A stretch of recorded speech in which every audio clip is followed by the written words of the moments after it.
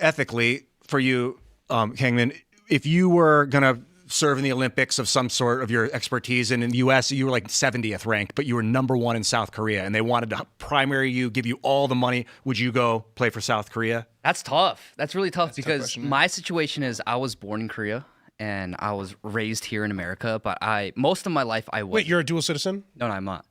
So I was a Korean citizen.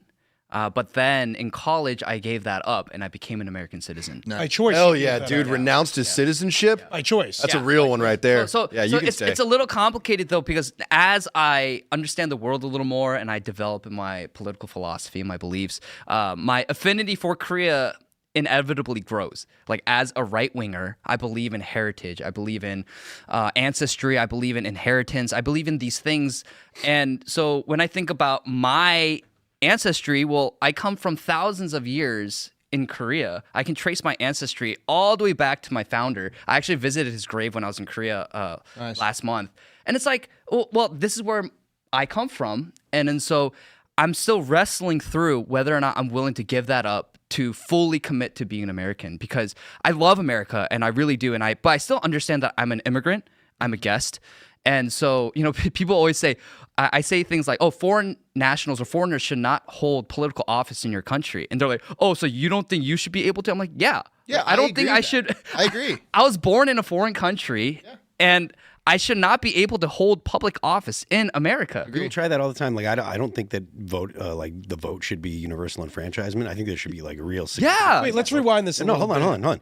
And people always say, they're like, oh, what, you don't think that you should be able? Would you give up your right to vote in a second, in a heartbeat? Because like, if it meant that we were going to have a class of citizens that were like actually aware of what the 3 branches of government do and what their job is, those are going to be the people that were voting, as opposed to like every Tom, Dick, and Harry that thinks that they're going to vote for a king. Then yes, I would absolutely give up my right to vote, because I'm one of 150 million people that can vote. Your individual right to vote is not that valuable. So sorry, go ahead, Alon.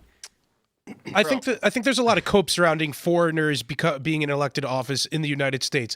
I mean, I think it's extremely patriotic what you did. You came from a different country, you were born in a different country, and you chose to abandon that citizenship because you embraced American values so deeply. However, at the same time, you think, I don't know, we should reject people like you from holding elected office. I think immigrants like you, people who, chose to assimilate to the degree in which they did, is a good thing, and kind of like the American dream. And if you had the opportunity to run for office and the American people chose to elect you, then I think I don't see any issue with it. We live in a democracy where people pick who their representatives would be. And frankly, it's anti-American, as I understand. We only have laws against the president not being an American-born person.